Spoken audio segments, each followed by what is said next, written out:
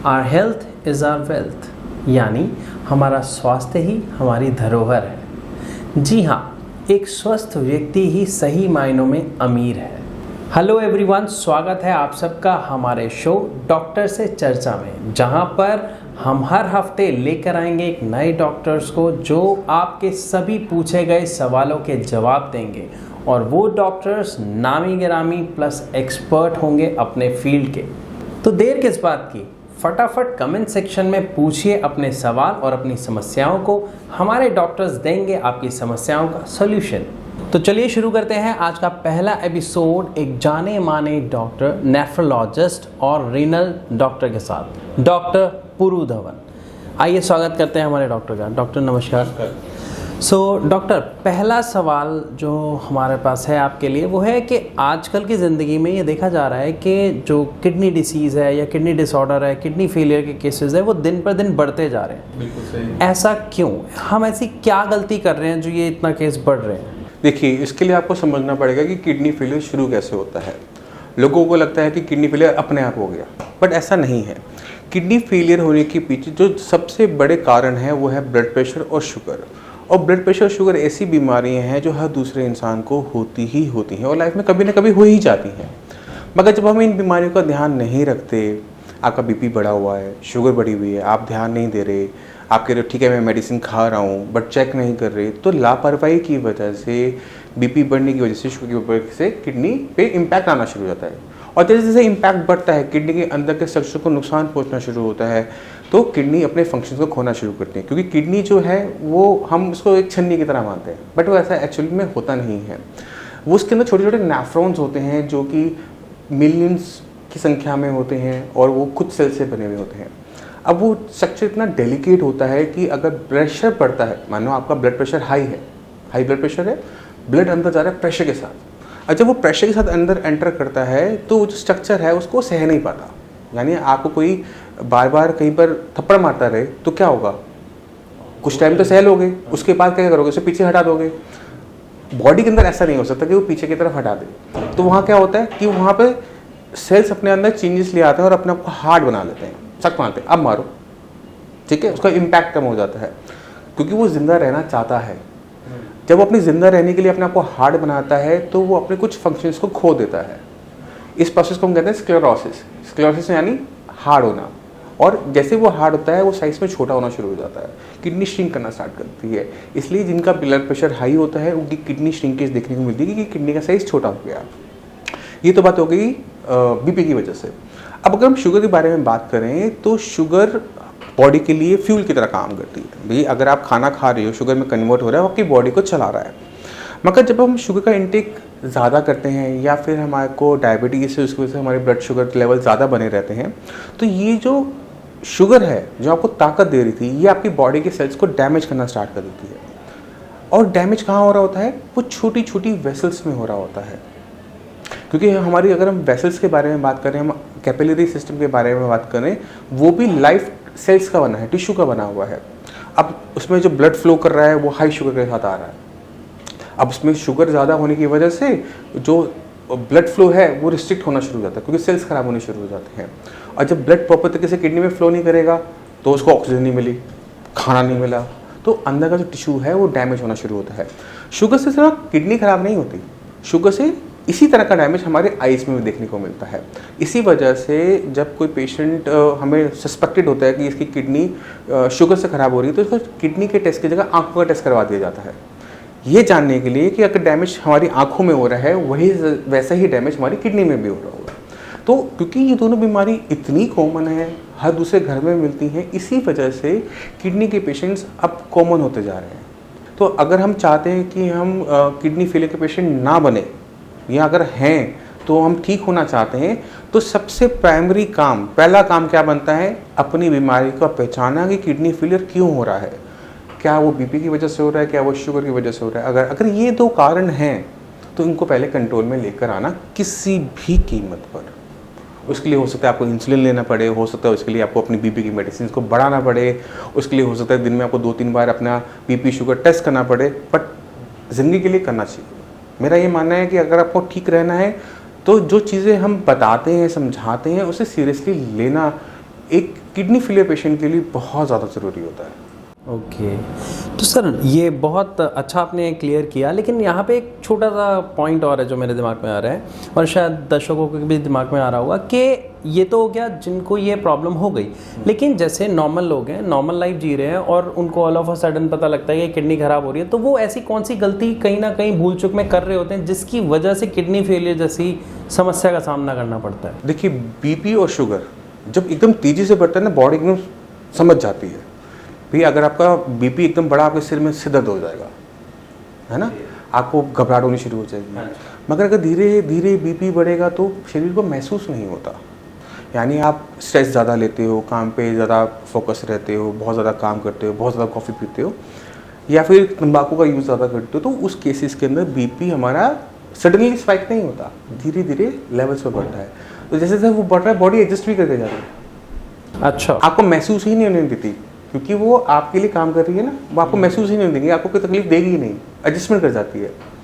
मगर ये एडजस्टमेंट एक लेवल तक होती है, उसके बाद बॉडी में वो डैमेज होना शुरू होता है। आप टेस्ट करवाते हो, आपका लेवल बढ़े हुए होते हैं क्रिएटिनिन के, यूरिया के, तब जाके समझ में आता है कि मेरी किडनी खराब तो बीपी की वजह से हुई।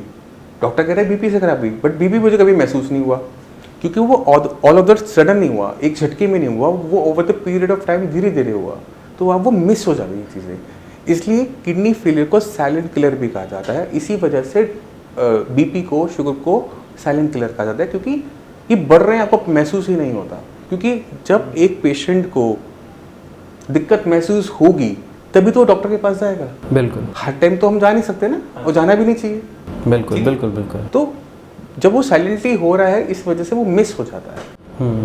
सर मेरा बिल्कुल सेकंड क्वेश्चन यही है, अभी आपने एक शेयर किया कि साइलेंट किलर, अक्सर हम इंटरनेट पे कई जगह पढ़ते हैं, सुनते हैं कि किडनी डिसीज़ को, किडनी फेलियर को साइलेंट किलर कहा जाता है। ये कितनी हद तक सही है और हम क्यों इसे साइलेंट किलर कहते हैं? मैंने इसको बहुत पिछली वाली बात में ही क्लियर किया, क्योंकि बीपी और शुगर खुद में साइलेंट होते हैं। All of the sudden changes तो आए नहीं, धीरे धीरे चेंजेस हैं, बॉडी एडजस्ट करती चली गई। और जो सिम्टम हमें आ रहे हैं, हेडेक हो रहा है, अब आपको हेडेक हो रहा है, आप उसे इग्नोर कर जाते हो, अरे हेडेक है, मैं काम करता हूँ, मैं एक मेडिसिन खा लेता हूँ, पेन किलर, ठीक हो गया, 2 दिन बाद फिर हो गया, फिर आपने कहा मुझे वो वाली गोली ने आराम दिया था, मैं दोबारा से खा लेता हूँ, आप फिर वो कर जाते हो। और आपको आराम मिल रहा है, इस वजह से आप उसकी रूट कॉज पे नहीं जाते। डायबिटीज़ में अगर आपको यूरिनेशन ज़्यादा हो रहा है, खुजली ज़्यादा होती है, तो आप इग्नोर कर जाते हो, थकावट बनी हुई आप इग्नोर कर जाते हो, मल्टीविटामिन ले लोगे, मगर शुगर टेस्ट नहीं करवाई आपने। आपने शुगर टेस्ट नहीं कराई, शुगर पीछे बढ़ती रही। आपने उसके सिम्टम्स को, जब बॉडी ने कहा कि शुगर बढ़ रही है, उसको आपने ताकत की गोली खाकर सप्रेस कर दिया कि मुझे कमजोरी महसूस हो रही है, जो कि सिम्टम था डायबिटीज़ का, आपने दबा दिया मल्टीविटामिन से। हाँ जी, ठीक है, तो बीमारी तो वहीं रही, ताकत आ गई, आपका सिम्टम चले गया और आप डायबिटिक पेशेंट बन गए। क्योंकि ये दोनों बीमारी इतनी साइलेंटली मूव की, तो इससे होने वाली आगे वाली बीमारी भी साइलेंटली आपके पास आ गई। ओके। इस वजह से दिक्कत होती है, इसी वजह से किडनी फेलियर को साइलेंट किलर कहा जाता है, क्योंकि जब तक इसके सिम्टम हमें समझ में आने शुरू होते हैं तब तक काफ़ी देर हो चुकी होती है। और इसे पेशेंट की गलती नहीं होती है, मैक्सिमम डॉक्टर भी मिस कर जाते हैं। क्योंकि आप डॉक्टर को जाके कहोगे मुझे थकावट हो रही है, वो आपको मल्टीविटामिन ही लिखेगा। हाँ जी, हाँ जी। शुगर टेस्ट की नॉर्मल थी, हाँ जी, बट हमने पूरा का पूरा प्रोफाइल नहीं करवाया। इसी वजह से जब भी हम डॉक्टर के पास जाते हैं, अब चीज़ें बदल गई हैं, पहले ऐसे होता था, अब नहीं होता। अब अच्छे डॉक्टर क्या करते हैं, वो खूब सारे टेस्ट लिख देते हैं। पेशेंट को लगता है सर ने इतने सारे टेस्ट लिख दिए, उसे बुरा लग रहा होता है कि मेरे इतने पैसे लग गए, बट डॉक्टर वो अलग सोच के कर रहा होता है कि कुछ चीज़ मेरे से मिस ना हो जाए, कोई गलती मेरे से ना हो जाए।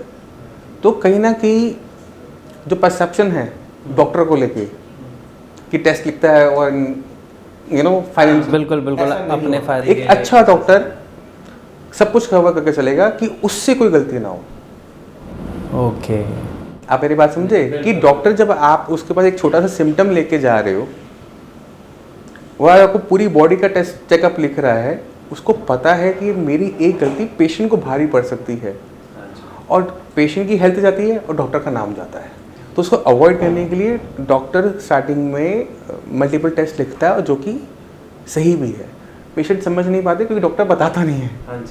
तो जब भी हम अपने टेस्ट करवाते हैं तो फुल बॉडी चेकअप करवाते रहना चाहिए, कम से कम साल में 1 बार 2 बार होना चाहिए। इसी वजह से आर्मी में, क्योंकि इंडियन जो डिफेंस सिस्टम है उसमें ये जो टेस्ट होते हैं ये फिक्स पीरियड पर सारे ऑफिशियल्स का होता है, वहाँ पे बीमारी जल्दी पकड़ में आ जाती हैं। जो लोग एमएनसीज में वर्क करते हैं, कॉर्पोरेट में वर्क करते हैं, तो वहाँ पर ईयरली बॉडी चेकअप होता है, वहाँ पे बीमारी जल्दी पकड़ में आ जाती है। ओके सर, ये आपने बहुत अच्छा बताया कि ये जो टेस्ट को लेके मिथ है ये बहुत सारे लोगों में गलत, ये बहुत बहुत अच्छा, thank you so much sir इसके लिए। सर यहाँ पे अभी आप एक पॉइंट बता रहे थे यूरिन से रिलेटेड, वहाँ पे एक छोटा सा डाउट है कि बहुत सारे लोगों को इचिंग इज़ वेरी कॉमन, लेकिन अगर हम इस इचिंग के साथ इन्फेक्शन की भी बात करते हैं कि कई मेल्स को प्रॉब्लम आती है यूरिनेशन एंड देन इचिंग और रैशेस हो जाते हैं, सो क्या उसका कोई किडनी प्रॉब्लम से रिलेशन है? देखिए, जब किडनी खराब हो रही है, किडनी का काम क्या है? वेस्ट मटेरियल को बॉडी से बाहर निकालना। हाँ जी। अब जब किडनी कम काम कर रही है तो बॉडी में बनने वाला वेस्ट मटेरियल बाहर नहीं जा पा रहा, कहाँ रह गया? ब्लड में रह गया। हाँ जी। ब्लड पूरी बॉडी में सर्कुलेट कर रहा है। हाँ जी। आपकी स्किन में जा रहा है ना? तो जब वो स्किन में जा रहा होता है तो वहाँ पर वो सिम्टम देता है, क्योंकि ब्लड प्योर नहीं है, इम्प्योर है, गंदा है। ओके। तो सिम्टम दे रहा है। क्या सिम्टम दे रहा है? खुजली का, इचिंग का। तो बॉडी बता रही है कि मेरे साथ कुछ गलत है। जो बता रही है वो बोल तो सकती नहीं, इशारों में बात कर रही है, इशारा के तरह खुजली, सिम्टम दे रही है खुजली। अब ये डॉक्टर के ऊपर होता है कि उस खुजली को वो सीरियसली लेता है या से स्किन डिसऑर्डर समझकर कोई कोई नॉर्मल ट्रीटमेंट दे देता है। तो इस वजह से डायग्नोसिस किडनी फेलियर का मुश्किल हो जाता है, क्योंकि क्रिएटिनिन ही है जो आपको खुजली दे रहा है। इग्नोरेंस हो जाता है, मिस हो जाता है, क्योंकि सिम्टम इतना कॉमन सा है। सो इन शॉर्ट के हम ये कह सकते हैं कि शुगर और बीपी ये दो चीज़ें जड़ हैं किडनी प्रॉब्लम। 80% केसेस में हम कह सकते हैं, क्योंकि 80% जो केसेस हैं किडनी फेलियर के वो हमें बीपी और शुगर की वजह से ही मिलते हैं। बाकी जो 20% केसेस के अंदर हमारा IgA नेफ्रोपैथी आ जाता है, जो इसका पीछे कोई खास रीज़न देखने को नहीं मिलता, इसे इडियोपैथिक माना जाता है, यानी बिना कारण की होने वाली बीमारी माना जाता है। दूसरा उसके बाद जो कारण आता है वो है पॉलीसिस्टिक किडनी। पॉलीसिस्टिक किडनी के अंदर जेनेटिक डिसऑर्डर है, पेरेंट्स से मिलती है, 2 टाइप की होती है, ऑटोसोमल डोमिनेंट और ऑटोसोमल रिसेसिव। यानी आपके पेरेंट्स को अगर है तो डोमिनेंट कहेंगे, अगर पेरेंट्स में किसी को नहीं है तो इसे रिसेसिव कह देंगे। तो वो बहुत बड़ा है, मतलब किडनी फेलियर खुद में बहुत बड़ा है। हमको सब लगता है कि क्रिटिकल लेवल बढ़ रहा है, पर इसके पीछे जो कारण होते हैं वो अलग अलग होते हैं। इसी वजह से जब हम कोई पेशेंट आता है, श्रेयास में आता है ट्रीटमेंट के लिए, तो हमें पहले ये देखना पड़ता है कि कारण क्या है, क्योंकि उसी पे डिपेंड करता है कि मेडिसिन क्या चलेंगी। कि बीपी वाले पेशेंट को बीपी के मेडिसिन का ध्यान रखा जाएगा, शुगर के पेशेंट का शुगर का ध्यान रखा जाएगा। अगर IgA नेफ्रोपैथी है तो आपके इम्यून सिस्टम का ध्यान रखा जाएगा। पॉलीसिस्टिक किडनी है तो वो जो सिस्ट बन रही है, गांठें बन रही हैं, उनका ध्यान रखा जाएगा। तो सेम ट्रीटमेंट सारे पेशेंट्स का नहीं चलता, सबका डिफ़र करता है। और डिफ़र करने के लिए कौन सी मेडिसिन देनी है, तो डायग्नोसिस जो पहला पार्ट है, जो जहाँ से ट्रीटमेंट शुरू होता है, वो पेशेंट तो सारे आएंगे, आप OPD में आएंगे, सारे पेशेंट कहेंगे हम सारे किडनी फेलियर के पेशेंट हैं। उनको लगता है सिर्फ क्रिटिनिन लेवल सबका बढ़ा है। वो पूछते हैं कि आपका कितना है, आपका कितना है, आपने क्या किया, आपने किया। वो ये नहीं समझ पाते कि सबके कारण अलग अलग है।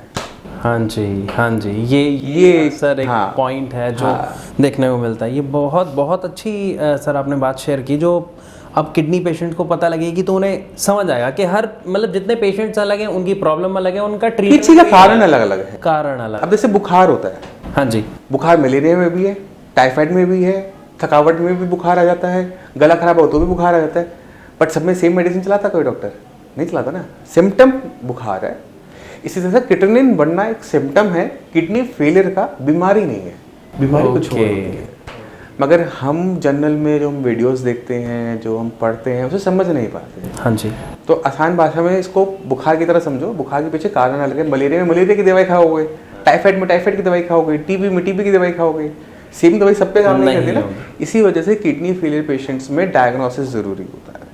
डायग्नोसिस की किडनी क्यों खराब हो रही है, तो कारण पता लग गया, बीमारी की जड़ का पता लग गया, अब उस पर काम करना आसान हो जाता है।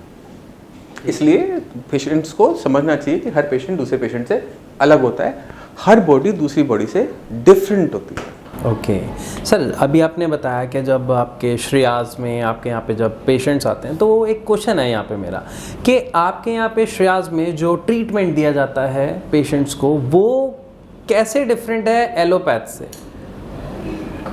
इसका आंसर मुझे नहीं देना चाहिए, इसका आंसर ना सारे पेशेंट्स को देना चाहिए। मुझे लगता है कारण क्या होता है, आपकी क्रिएटिनिन लेवल बढ़ रहा है, आप एक डॉक्टर के पास जाते हो, डॉक्टर को मेडिसिन लिख के देता है, बट कोई भी पेशेंट उस मेडिसिन की पर्चे को कभी भी चेक नहीं करता कि डॉक्टर साहब ने मुझे दवाई कौन सी और किस लिए दी है। हाँ जी बिल्कुल। अगर मैं मैक्सिमम किडनी फेलियर पेशेंट की प्रिस्क्रिप्शन उठाऊँ, उसमें बीपी की मेडिसिन होगी, अगर बीपी है तो शुगर की मेडिसिन होगी, मल्टीविटामिन होंगे, विटामिन डी होगा, कैल्शियम होगा, एरिथ्रोपोइटिन होगा, फॉस्फेट बाइंडर्स मिलते हैं कि हम जो खाने में फॉस्फोरस खा रहे हैं वो हमारे ब्लड में ना जाए, वो स्टूल की तरह से बाहर चला जाए, सब कुछ मिलेगा। बट एक चीज़ मिसिंग होगी हर एक प्रिस्क्रिप्शन के अंदर, वो है किडनी को बचाए रखने की, किडनी को ठीक करने की कोई मेडिसिन का होना।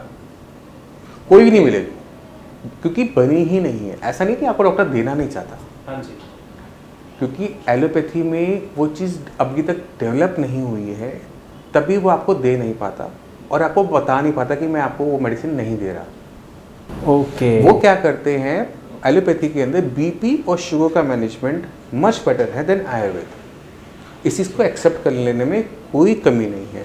तो जो भी पेशेंट जब भी श्रेयास में आता है, हमारे पास आता है, तो हम कभी भी बीपी और शुगर की मेडिसिन को टच ही भी नहीं करते।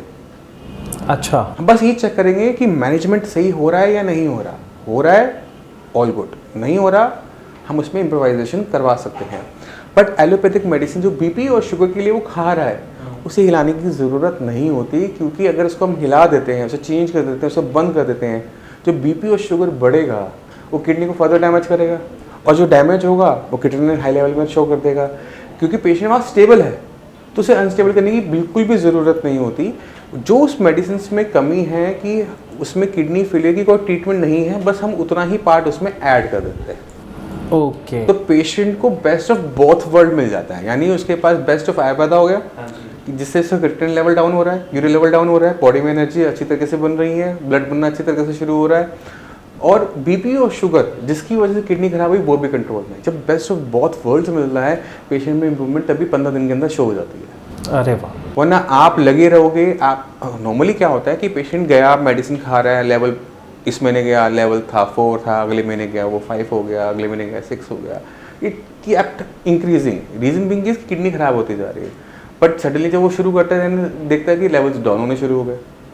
मेडिसिन में सिर्फ हमने क्या ऐड किया था, आयुर्वेद वाला पार्ट। तो बेस्ट ऑफ बोथ वर्ल्ड चाहिए होता है किडनी फेलियर पेशेंट को, और जब वो करता है तब भी रिस्पॉन्स इतना फास्टली हम इफेक्टिवली हम उसको डिलीवर कर पाते हैं कि okay this is the your report, new report, 15 दिन के अंदर आपका लेवल डाउन हो गया। ओके। तो वो क्योंकि जितना मुझे पता है, मैं चाहता हूँ कि सारे के सारे पेशेंट्स को वो डेप्थ में नॉलेज ज़रूरी है, क्योंकि जब वो कोई भी चीज़ की कोई भी ट्रीटमेंट फॉलो कर रहे होते हैं, तो मतलब अगर मैं डॉक्टर हूँ, मैं किसी दूसरे डॉक्टर के पास जाता हूँ, वो मेडिसिन मुझे कुछ लिखता है, तो आई नो वो मेडिसिन मेरे पे क्या काम करने वाली है। भाई मुझे एंटीबायोटिक दे रहा है, मुझे पता है कि ये एंटीबायोटिक मेरी बॉडी में जाकर मेरे अपर रेस्पिरेटरी ट्रैक्ट पे काम करेगी, क्योंकि मुझे खांसी है।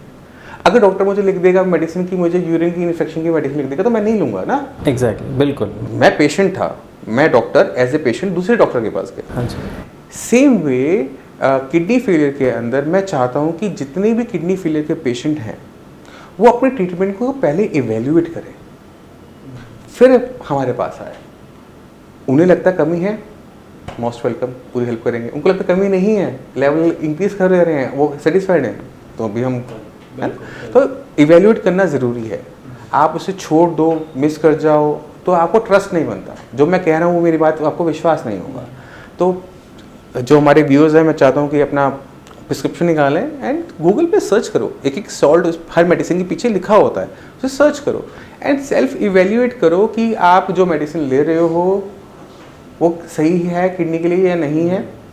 एंड इसमें आपको आंसर एक और चीज़ का मिलेगा कि आपका क्रिएटिनिन लेवल मेडिसिन लेने के बावजूद भी बढ़ता क्यों जा रहा है। तो आप एक डाउट क्लियर हो गया कि लेवल मेरा मेडिसिन लेने के बाद क्यों बढ़ रहा है, ट्रीटमेंट लेने के बाद बढ़ रहा है। और आपको क्या उससे आप अचीव कर रहे हो वो भी पता लग गया कि मेरा बीपी और शुगर तो कम से कम कंट्रोल में है ना इससे।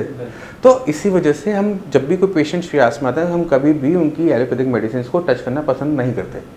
ओके। कोई कमी है तो हम सजेस्ट कर देते हैं, ओके यू कैन ये वाला आप ये वाला पार्ट हाँ इसमें आप ऐड कर सकते हैं कि हाँ हमारी जो चीज़ें कंडीशन है बेटर हो जाए। Okay sir, thank you so much, क्योंकि ये वाला जो पार्ट आपने शेयर किया है, मतलब मुझे पर्सनली सुन के इतना पॉजिटिव वाइब आ रहा है, क्योंकि अपनी बीमारी के बारे में सच में अगर मतलब मेरे को भी कोई बीमारी मैं सोचता नहीं हूँ, डायरेक्ट डॉक्टर के पास गए, ब्लाइंड फेथ किया, खा लिया, नहीं हुआ, फिर डॉक्टर चेंज किया। ये थैंक यू सो मच, ये आपने बहुत अच्छा बताया। कुछ टाइम पहले नेट नहीं था, हाँ जी, तब डॉक्टर्स पर ट्रस्ट करना ज़रूरी था, क्योंकि बिना ट्रस्ट के कोई ट्रीटमेंट नहीं हो सकता। नहीं।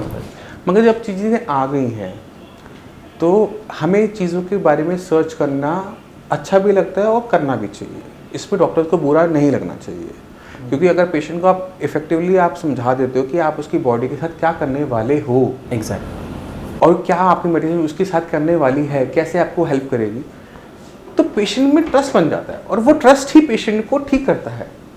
मैं एक बिलीव होता है कि हाँ मैंने ले लिया, अब मैं ठीक हो जाऊंगा। आप पॉजिटिव हो गए ना, बीपी कंट्रोल में आ गया, शुगर कंट्रोल में आ जाती है, काफ़ी हद तक हेल्प मिल जाती है। मैं पूरी नहीं मिलती, काफ़ी हद तक हेल्प इन चीज़ों में मिल जाती है, क्योंकि उसका स्ट्रेस लेवल डाउन हो जाता है। तो किडनी फेलियर में स्ट्रेस आपकी बीपी को भी शूट अप करवाएगा, आपकी शुगर को जंप करवाएगा, और दोनों ही आपके लिए खतरनाक है। तो जितना हम अपनी चीज़ों को इवेल्युएट करते हैं, डॉक्टर कोई गलती नहीं है और कोई कमी नहीं है, उसको करना चाहिए, हर पेशेंट को करना चाहिए। ठीक है सर, ठीक है सर। यहाँ पे अब किडनी पेशेंट का सबसे ज़्यादा पूछा जाने वाला क्वेश्चन होता है कि सर मैं डाइट में क्या लूँ जो एक किडनी पेशेंट के लिए सही है, क्योंकि हर एक व्यक्ति ना यहाँ पे बड़ी अलग चीज़ बताता है, हर एक वीडियो में अलग चीज़ होती है। तो यहाँ पे हम पर्सनली आपसे जानना चाहते हैं कि किडनी पेशेंट को क्या खाना चाहिए, क्या नहीं, और आप अपने पेशेंट्स को क्या सजेस्ट करते हैं। सीक्रेट पूछ रहे हो मेरे से? बिल्कुल सर। एक्चुअली इससे क्या है, पेशेंट जो आज परेशान है ना, उसको एक बहुत अच्छा रिलीफ मिलेगा, वो सोल्यूशन मिलेगा जिसके लिए वो परेशान। और पेशेंट के साथ डॉक्टर से भी समझ जाएंगे हम कैसे सोचते हैं। चलिए ठीक है, ऐसा कुछ नहीं है, कुछ सीक्रेट नहीं होनी चाहिए मेडिकल लाइन के अंदर। आप एक बॉडी को इमेजिन करो, आप जो खा रहे हो वो फाइनली कुछ ना कुछ में कन्वर्ट हो रहा है, और जो उसमें से निकल रहा है वो आपकी किडनी को प्रोसेस करना पड़ता है।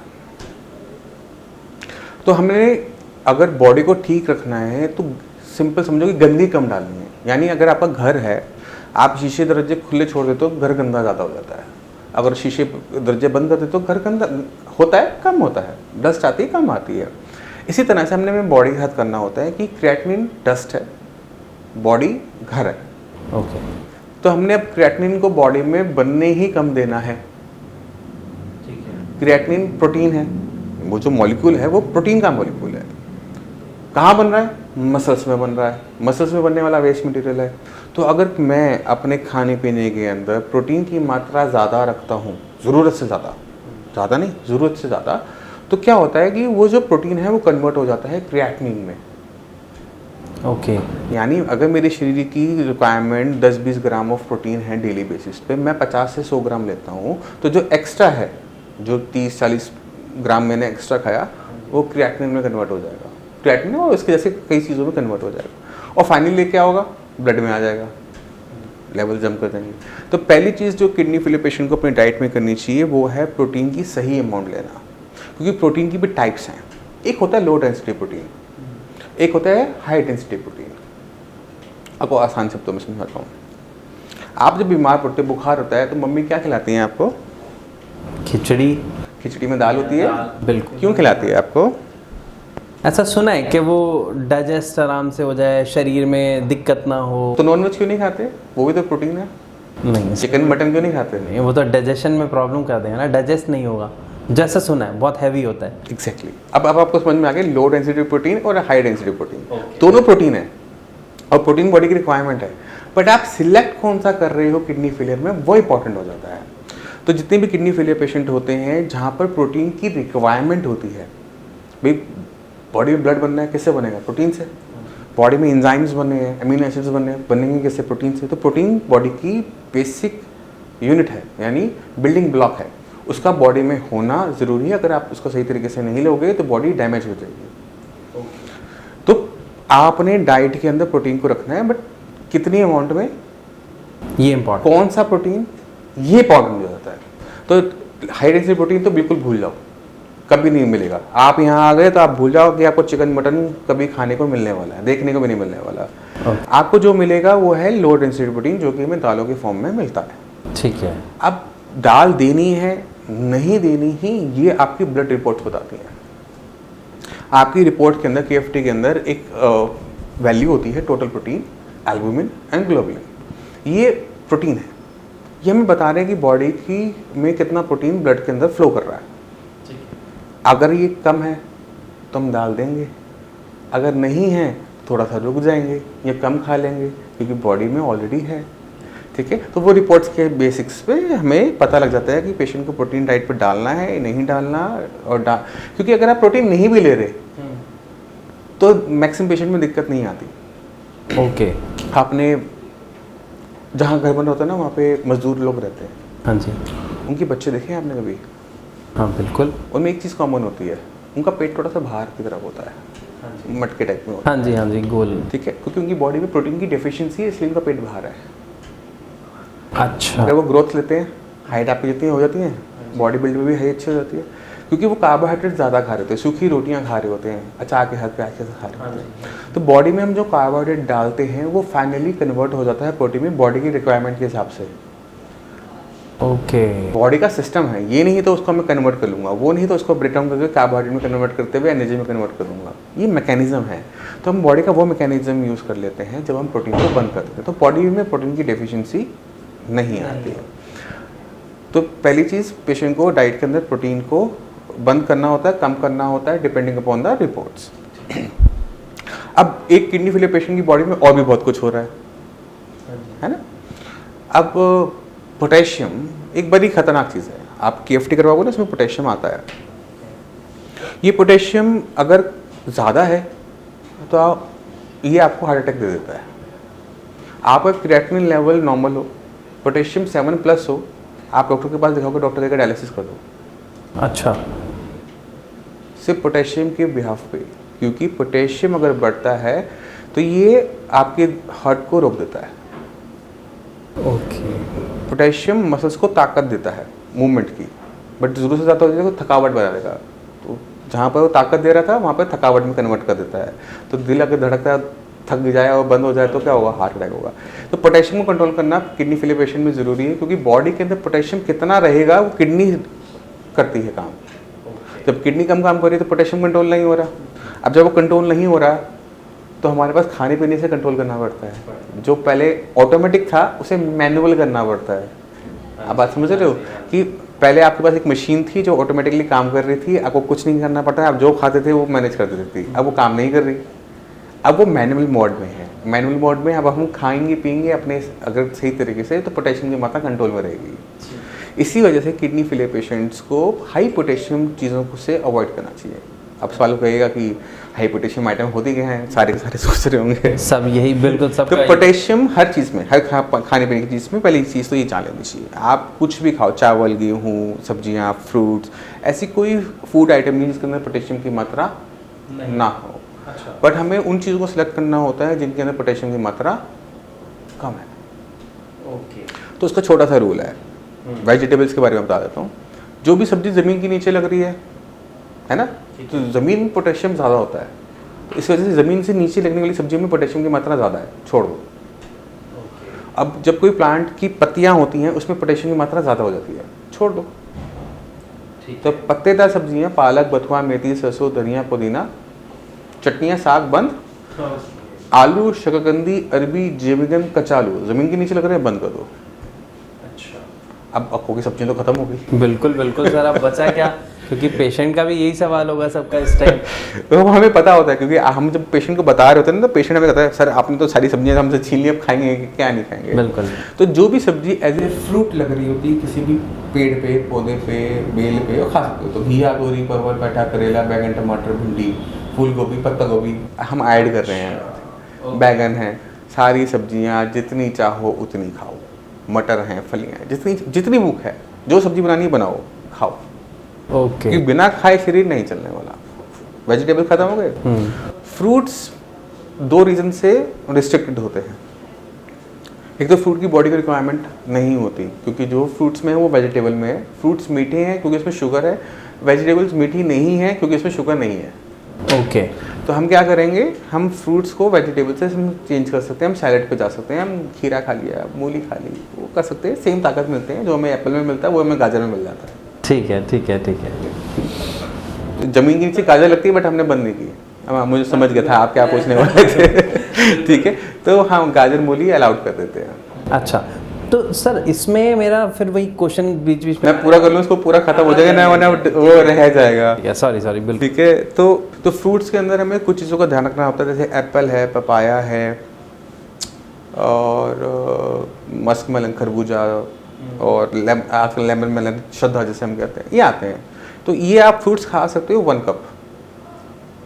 थोड़ा सा अनार ले लिया, कोई दिक्कत नहीं है। जो आपने बिल्कुल नहीं खाना उसको समझना ज़्यादा ज़रूरी है। तो बनाना, कीवी, एवोकेडो, ड्राई फ्रूट्स, खजूर, नारियल पानी, नारियल की गिरी और खट्टे फल बंद होते हैं। आम है, संतरा है, मौसमी है, कीनू है, ये सारे बंद कर दिए जाएंगे। आम, संतरा, मौसमी, कीनू पोटेशियम की वजह से मना नहीं किए जा रहे, किसी और रीज़न से मना किए जा रहे हैं। ठीक है, उसको हम बताऊंगा कि क्यों करते हैं। तो ये जो फ्रूट्स हैं, खट्टे फ्रूट्स, और जो बनाना, कीवी, एवोकेडो, ड्राई फ्रूट्स, खजूर, इनको बंद कर दो। बाकी सारे फ्रूट्स ईटेबल होते हैं, स्पेशली एप्पल। लोग बहुत पूछते हैं, अच्छा लगता है लोगों। एप्पल आप खा सकते हो, चीकू खा सकते हो अगर आप डायबिटिक नहीं हो, पपीता खा सकते हो, श्रद्धा खा सकते हो, खरबूजा खा सकते हो, खाओ, कोई दिक्कत नहीं है। खट्टे फल हम इसलिए मना करते हैं क्योंकि बॉडी में एक और काम किडनी कर रही होती है, वो है एसिड को रेगुलेट करने का। आप कुछ भी खाते हो, जलन महसूस करते हो? हाँ जी, है ना, पेट में डाला, बट वहाँ जो डाइजेशन होती है, खाना फिर आपके और आगे जाता है, छोटे छोटे सेल्स में जाता है, वो भी खाना खाते हैं और थोड़ा थोड़ा निकालते हैं। ये एसिड होता है, और अगर किडनी काम नहीं करी तो एसिड बॉडी से बाहर नहीं जा पाएगा। अब क्या होगा, ब्लड में इकट्ठा हो गया, एसिडिक हो गया। अब ब्लड एसिडिक है, तेजाबी हो गया, तो किडनी को नुकसान ज़्यादा पहुँचाता है। इस कंडीशन को कहते हैं मेटाबॉलिक एसिडोसिस। ओके, ठीक है, तो मैक्सिमम पेशेंट्स में, किडनी फेलियर पेशेंट्स में एक मेडिसिन चल रही होती है जिसका नाम है सोडियम बाइकार्बोनेट। आप इसको खाने में भी यूज़ करते हो, बेकिंग सोडा के रूप में।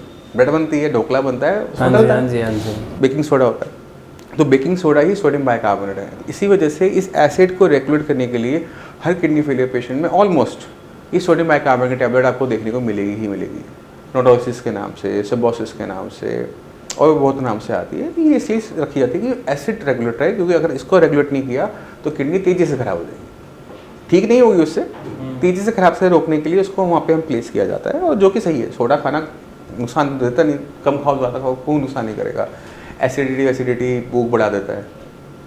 ठीक है, तो इसी वजह से वो मेडिसिन हर पेशेंट में दी जा रही है। अब आप खा रहे हो खट्टे फ्रूट, तो वो मेडिसिन आपकी खट्टी फ्रूट की एसिड को न्यूट्रलाइज करे या आपके ब्लड के एसिड को न्यूट्रलाइज करे? तो काम, दवाई तो आपने उतनी ली, काम बढ़ गया। इस वजह से खट्टे फ्रूट्स बंद कर दिए जाते हैं कि जो मेडिसिन खा रहे हैं वो ब्लड के एसिड को न्यूट्रलाइज करे, ना कि आपके खट्टे फ्रूट के एसिड को, क्योंकि जाएगी तो वो ऑरेंज रूट से ही ना। बिल्कुल। इस वजह से खट्टे फ्रूट्स बना होते हैं। अब कुछ पेशेंट क्या होते हैं कि खाने से ना डर जाते हैं। आपने सवाल नहीं किया, मैं फिर भी ज्वाइन चेक करना चाहता हूँ। कुछ पेशेंट ना खाने से पेशेंट डर जाते हैं, और कई बार डॉक्टर्स पेशेंट का खाना पीना ऑलमोस्ट बंद करवा देते हैं। मैंने बहुत सारे ऐसे डॉक्टर्स को, नाम नहीं लूँगा, हमारे प्रोफेशन में है, घिया, तोरी, टिंडा 3 सब्जी उबाल के हल्दी नमक के साथ दे देते हैं, जो कि बहुत गलत है। इसके पीछे रीज़न है। घिया, तोरी, टिंडा आप 1 दिन, 2 दिन, 3 दिन, 4 दिन, हफ्ता, 15 दिन खा लोगे, उसके बाद यही सब्जियाँ आपको ना उबकाई आनी शुरू होती है, नोज़ आना शुरू होता है, वॉमिट आनी शुरू हो जाती है। आप खाना कम कर देते हो, बंद। पहले जहाँ आप 2 रोटी खाते थे, वहाँ पर आप 1 रोटी डुबो के हल्की सी खा के, अब जब बॉडी में कुछ गया ही नहीं, प्रोटीन तो रोका था, कार्बोहाइड्रेट भी बंद हो गया, बॉडी बहुत तेज़ी से वेट लूज करना स्टार्ट कर देती है। जो हमारी मसल्स हैं वो फटाफट डिजोल्व होनी शुरू हो जाती हैं, वेट लॉस, कमज़ोरी बहुत ज़्यादा आनी शुरू होती है। क्रिएटिनिन भी डाउन हो जाता है, क्योंकि क्रिएटिनिन कहाँ बन रहा था? मसल्स में। अब मसल्स ख़त्म हो गई, क्रिएटिनिन डाउन होना शुरू हो गया। पहले महीने होता है बस ये, दूसरे महीने में क्योंकि किडनी को खाना नहीं मिला वो और तेज़ी से खराब होनी शुरू होती है। तो जो क्रिएटिनिन नीचे गया होता है वो बढ़ना शुरू होता है। भैया आपने खाना पीना बंद करके क्रिएटिनिन को 10 से 6 पे ले भी आए, अब जब किडनी यहाँ से खराब होगी ना, और कंफर्म होगी क्योंकि आपने खाना नहीं खाया तो आपकी किडनी को खाना भी नहीं मिला, उसके अंदर सेल्स थे उनको खाना नहीं मिला, जो बीमार थे उनको हमने और बीमार कर दिया। अब जब क्रिएटिनिन बढ़ता है ना तो पेशेंट डायलिसिस के लायक भी नहीं बचता। ओहो। क्योंकि बॉडी में जो ताकत थी, मसल्स थी, फैट था, सब निकल गया क्योंकि आपने खाना पीना बंद कर दिया था, क्योंकि आपको खाना दिया ही वही गया था जिसमें आपका वजन कम हो। तो एक तरीके से ब्लैक मैजिक होता है, पेशेंट को समझ में नहीं आता बट बहुत खतरनाक होता है। इसलिए किडनी फेलियर पेशेंट को डाइट सुधारनी होती है, बंद नहीं करनी होती है। अगर आप बंद कर रहे हो तो कोई भी डॉक्टर आपकी मदद नहीं कर पाता। इसलिए डाइट मस्ट है, खाना खाना मस्ट है, सही तरीके से खाना खाना मस्ट है। बॉडी की रिक्वायरमेंट है दाल की दाल दो, चपाती है, राइस है, आपका बाकी जो हमारे सीरियल्स होते हैं आप सब खा सकते हो, बिस्किट्स हैं, ब्रेड हैं।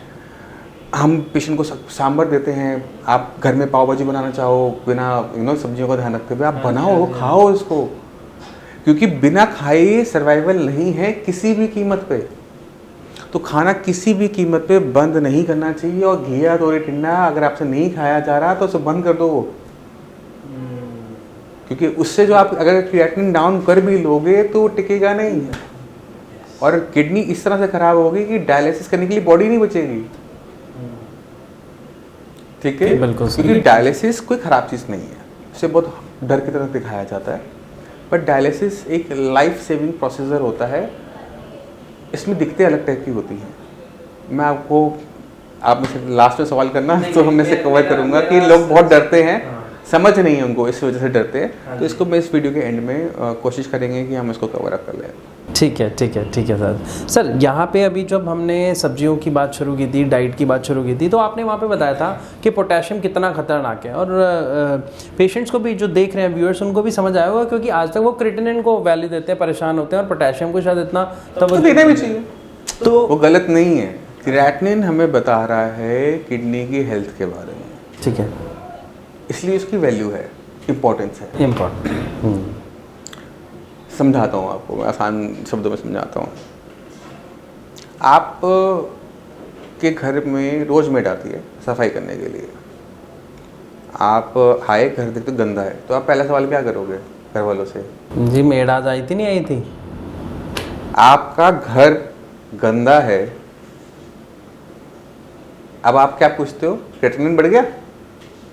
मेड किडनी आई या नहीं आई? क्योंकि सफाई का काम तो उसका है। बिल्कुल। तो हम गंदगी को देखकर, आपने घर में गंदगी को देखा और आईडी किससे लगाया? मेड का। हमने शरीर के अंदर क्रिएटिनिन देखा, आईडी किससे लगाया? किडनी का। तो घर में जितनी गंदगी है उतना गंदा काम हमारी मेड करती है। शरीर जितना गंदा है उतना गंदा काम कौन कर रहा है? किडनी। अब आप समझ गए। इसलिए इंपॉर्टेंस है क्रिएटिनिन की, क्योंकि क्रिएटिनिन हमें बताता है किडनी की फंक्शनिंग के बारे में, वो कितना अच्छा काम कर रहा है या नहीं कर रहा। बिल्कुल, इसलिए इसकी वैल्यू। सर बहुत आसान तरीक़ों से, बहुत आसान शब्दों में आपने ये समझा दिया, जो मतलब एक बहुत टिपिकल सा हो जाता है साइंटिफिक नेम। तो मुझे लगता है व्यूअर्स बहुत अच्छे से समझ पा रहे हैं सारी चीज़ें जो आप समझा रहे हैं। यहाँ पे सर अब एक छोटी सी चीज़ और मैं पूछना चाह रहा हूँ, जैसे बहुत सारे लोग हैं जिनको किडनी की प्रॉब्लम नहीं हुई है, शुगर या डायबिटीज़ तक ही हैं, या शायद वो भी नहीं हुए, तो उनको डाइट में क्या ऐसा है जो रोक देना चाहिए अभी से कि ऐसी दिक्कत ना आए? कुछ नहीं रोकना चाहिए। अच्छा, कुछ नहीं रोकना चाहिए। हाँ, जब तक बॉडी ठीक है, बीपी शुगर टेस्ट करते रहो, खाओ और खाते पीते रहो, साफ सुथरा खाना खाओ, सब कुछ खाओ, कोई लिमिटेशन नहीं होती। एक हेल्दी पर्सन के लिए अगर लिमिटेशन डाल दोगे तो बीमार पड़ जाएगा। अच्छा, तो जब तक आप हेल्दी हो, परफेक्ट हो, बीपी ठीक है, शुगर ठीक है, कोई बीमारी नहीं है अंडरलाइन, एंजॉय करो लाइफ को। ओके।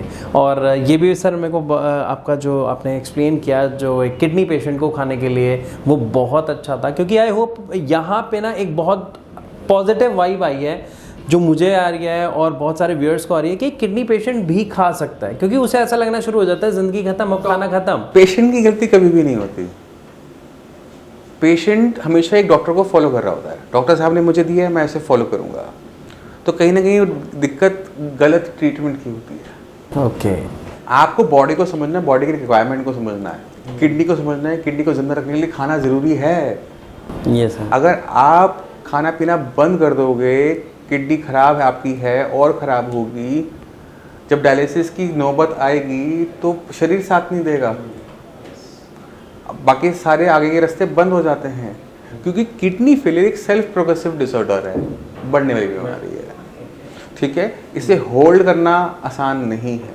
तो जब तक आप श्रेयास में नहीं आते और खाना पीना बंद कर देते तो हम बहुत मुश्किल हो जाता है। तो यहाँ पे एक बहुत बहुत अच्छी चीज़ जो हमें समझ आ रही है कि अगर किसी को भी, आप में से किसी को भी, किसी परिवार वाले को भी किडनी की कोई समस्या है तो आप डॉक्टर पुरु धवन जी से डायरेक्ट मिल सकते हो, अपॉइंटमेंट ले सकते हो। बल्कि जो नीचे दिए गए नंबर्स हैं उन पे आप अपनी रिपोर्ट शेयर करके गाइडेंस ले सकते हो। तो सर यहाँ पे मेरा अगला आपके लिए एक सवाल है। देखिए, जितने पेशेंट श्रेयास में डेली आते हैं ना, मेरे लिए पॉसिबल नहीं होता। फ्रैंकली मैं अपने व्यूज़ को पहले बता रहा हूँ, ठीक है। तो हमारे पास आज की डेट में 60-70 के आसपास डॉक्टर्स हैं, ठीक है। और वो ट्रेन किए गए हैं, मतलब हम उनसे डेली बेसिस पे उनकी चलती है। तो अगर आप मेरे से मिल रहे हो या मेरे डॉक्टर से मिल रहे हो या टेलीफोन के लिए उनसे बात करो, इट्स सेम थिंग।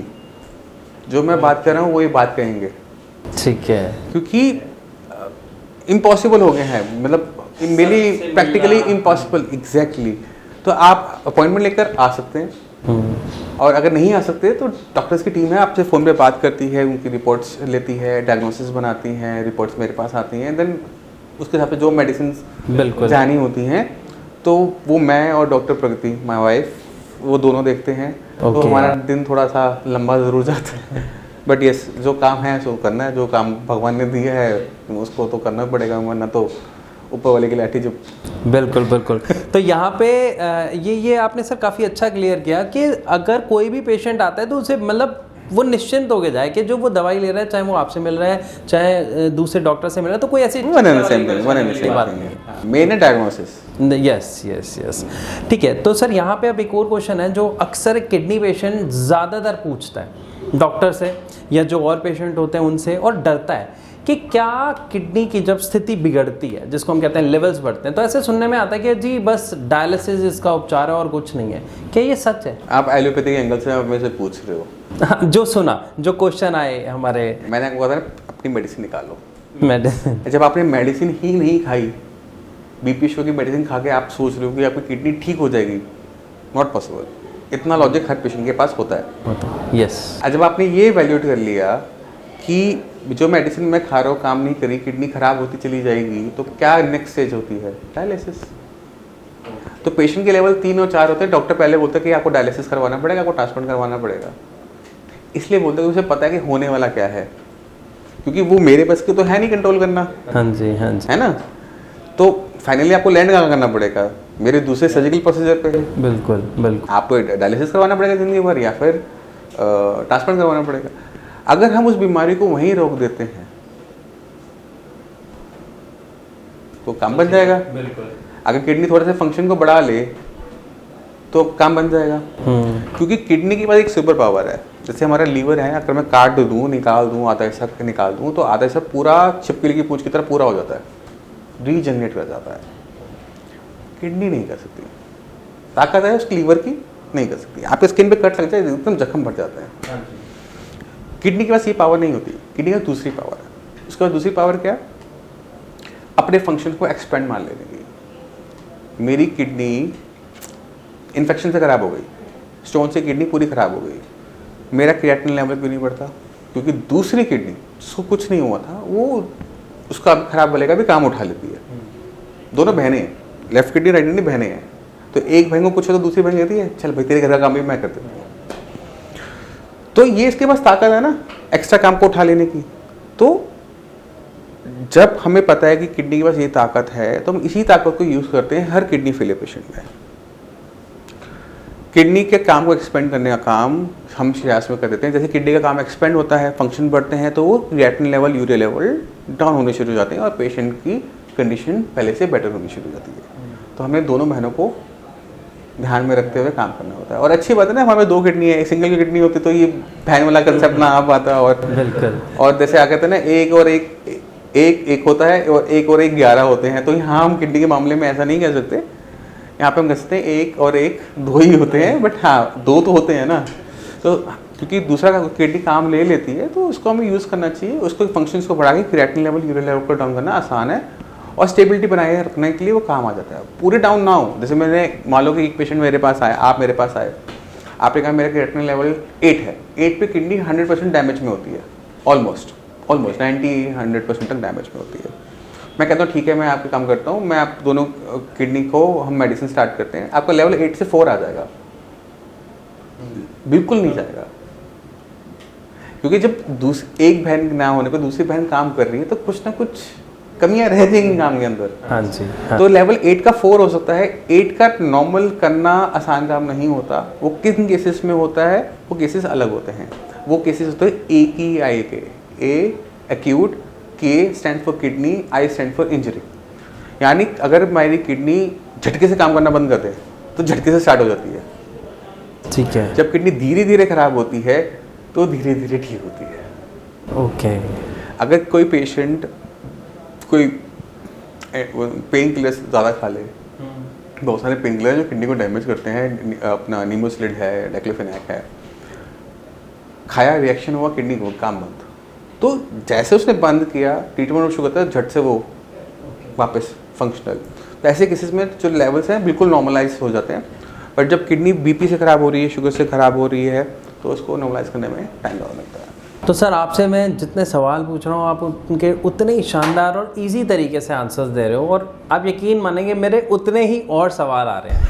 तो मैं आपका समय ले रहा हूँ एंड मैं बहुत बहुत ज़्यादा शुक्रगुजार हूँ आपका कि आप हमारे लिए समय निकाल के आए, हमारे व्यूअर्स के लिए आप इतने चीज़ें बहुत अच्छे से बता रहे हैं। तो एक लास्ट क्वेश्चन और पूछ रहा हूँ। बिल्कुल सर, अभी हमने देखा कि पिछले कुछ समय में कोरोना जैसी महामारी आई और उसमें ऐसे देखने को मिला कि जो किडनी पेशेंट थे उनको बहुत सारी चीज़ें सफ़र करनी पड़ी, जिसकी वजह से शायद मतलब कुछ लोगों ने कुछ अपनों को खो दिया, बहुत सारी प्रॉब्लम फेस की।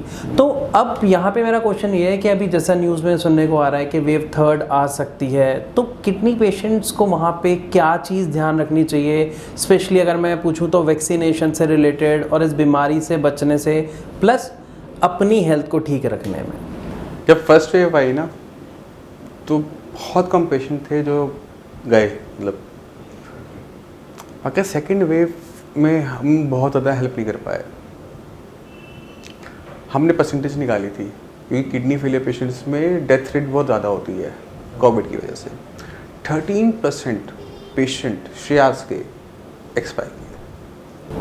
जो नॉर्मल पेशेंट्स में नॉर्मल अगर आप हेल्दी हो तो 1% था कि आपको कोविड हुआ, 100 में से एक आदमी मरता था। बट किडनी फेलियर पेशेंट में वो हमारे पास जो हमारा क्योंकि पर्सनल डाटा है मुझे सबका नहीं पता, 13% पेशेंट किडनी फेलियर के एक्सपायर किए।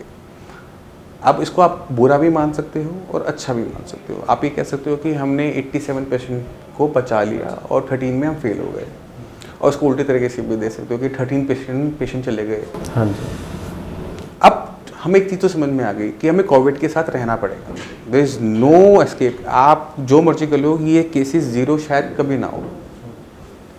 एक ही तरीका है, जिनको 87% पेशेंट बचे, वो थी इम्यूनिटी, खुद की इंटरनल बॉडी की फाइटिंग मैकेनिज्म।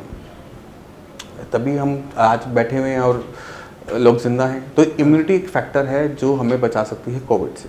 फर्स्ट से बचाया, सेकंड से बचाया, तो थर्ड में भी बचाएगी। अब इम्यूनिटी या तो आप एक्सपोजर से ले लो कोविड होने के बाद, दूसरा तरीका है वैक्सीन से ले लो, क्योंकि वैक्सीन में भी कोविड का ही वायरस है, बट वो काम का नहीं है, मतलब ताकत नहीं होती, आपको बीमार नहीं कर सकता, बहुत ज़्यादा बीमार नहीं करेगा, फीवर देगा, ज़्यादा कुछ नहीं करेगा।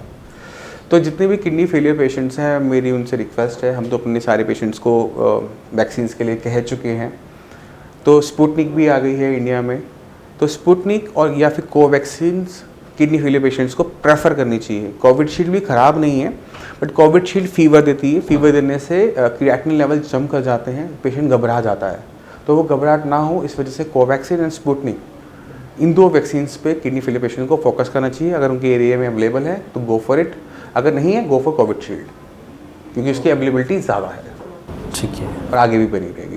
वैक्सीन लगवाइए जितनी जल्दी हो सके, घबराइए नहीं कि आप क्या सुन रहे हैं, क्या देख रहे हैं, क्योंकि थर्ड वेव किस फॉर्म में, कितनी पावर से, कितनी डेंजरस होगी, या उसका जो वायरस है वो कितना पावरफुल होगा हमें नहीं पता, डेल्टा वायरस जो भी हम आया है, बट हम अपनी बॉडी को रेडी कर सकते हैं बिफोर हैंड। अगर हमें उसके वैक्सीन लगने के बाद भी कोविड हो भी जाता है तो वो आपकी डेथ कॉजिंग नहीं होगा।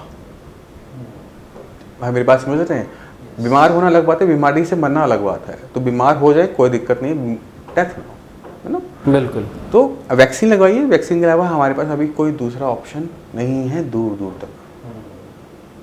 चाइना अपने आप को बचाता रहा, उसने फोर्ट बना लिया था, फाइनली वो भी ढह गया, कोविड चला गया अंदर, अब उनसे भी कंट्रोल नहीं होगा।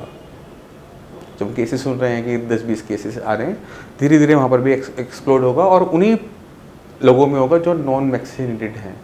वैक्सीनेटेड लोगों में अगर होता है तो डेथ नहीं होगी। ओके, वैक्सीन लगवाइए और कोई दूसरा ऑप्शन हमारे पास नहीं है। ठीक है sir, thank you so much. आपसे बात करके आज बहुत बहुत अच्छा लगा मुझे भी और मेरे व्यूअर्स को भी। मैं पक्का यकीन है मुझे इस बात का, और मैं आशा करता हूँ कि हमारे व्यूअर्स के जितने क्वेश्चंस हैं ना, उनमें से बहुत सारे क्वेश्चंस आप कलेक्ट कर लेना, ठीक है। हाँ जी सर, आप कलेक्ट कर लेना, लिस्ट बना लेना, बिल्कुल, ठीक है। बिल्कुल। और कोशिश करेंगे कि धीरे धीरे, क्योंकि मैंने भी देखा अभी आपने में से 4, 5 या 6 क्वेश्चन पूछे होंगे और घंटा 1.5 घंटा की हमारा टाइम हो चुका है। तो हम कोशिश करेंगे कि धीरे धीरे इनको over the period of time deliver करते रहे। तो देखते हैं कितना टाइम लगता है इस चीज़ को करने में। बिल्कुल सर। तो व्यूअर्स यहाँ पे देखिए, डॉक्टर सर से खुद हमारी बात हुई, सर खुद कह रहे हैं कि आपके जितने क्वेश्चंस हैं आप बेझिझक कमेंट सेक्शन में लिखिए, हमसे पूछिए, ताकि हम ज़्यादा से ज़्यादा आपकी हेल्प कर पाएँ, डॉक्टर सर से पूछ पाएँ और ज़्यादा से ज़्यादा नॉलेज आपके साथ शेयर कर सकें। तो सर बहुत अच्छी कॉन्वर्जेशन रही। एक लास्ट चीज़ कि आप कोई मैसेज जो हमारे व्यूअर्स को देना चाहेंगे तो प्लीज़। किसके रिगार्डिंग? किडनी के रिगार्डिंग, इससे बचने के रिगार्डिंग। जब हमने शियाज को शुरू किया था ना, उससे पहले हमारी क्लिनिक का हॉस्पिटल का नाम था साई संजीवनी। उसकी एक टैगलाइन थी, समस्त लोका सुखिनः भवन्तु, यानी पूरा का पूरा ब्रह्मांड विश्व सुखी रहे, स्वस्थ रहे। तो मैं वही कहना चाहूँगा कि मैं विश करता हूँ कि जो हमारे व्यूअर्स हैं और जो पेशेंट हैं वो हेल्दी एंड हैप्पी रहे, क्योंकि यही हमारी सबसे बड़ी एसेट्स होती हैं। हमारी बॉडी हमारी एसेट्स है, क्योंकि यही हमें कुछ किसी भी काम करने के लायक बनाती हैं। और अगर हमारी इस बॉडी को किसी टाइप का हार्म होता है तो हमें एग्रेसिवली उस पर काम करना चाहिए। तो समस्त लोकिना सुखिनः भवन्तु। ठीक है, thank you sir, thank you so much. और हम भी आशा करते हैं कि हमारे सारे व्यूअर्स स्वस्थ रहें, सुखी रहें, खुश रहें। तो मैं आशा करता हूं कि आज जब हमने डॉक्टर पुरु धवन से बात की तो उसमें जिन सवालों को हमने कवर किया उनमें से बहुत सारे सवाल आपके मन में होंगे, लेकिन फिर भी अगर कोई सवाल आपके मन में है जो आप पूछना चाहते हैं तो आप कमेंट सेक्शन में लिखकर हमसे पूछ सकते हैं। इसके अलावा कोई और सवाल भी अगर आप हमसे पूछना चाहते हैं तो वो भी पूछ सकते हैं, क्योंकि हम हर हफ्ते मिलेंगे यहाँ पर एक नए एक्सपर्ट डॉक्टर के साथ जो देंगे आपकी समस्या का सही उपचार। तो मैं विदा लेना चाहूँगा आप सबसे इस वीडियो में और मिलूंगा अपने नए एपिसोड में हर हफ्ते। तब तक के लिए नमस्कार।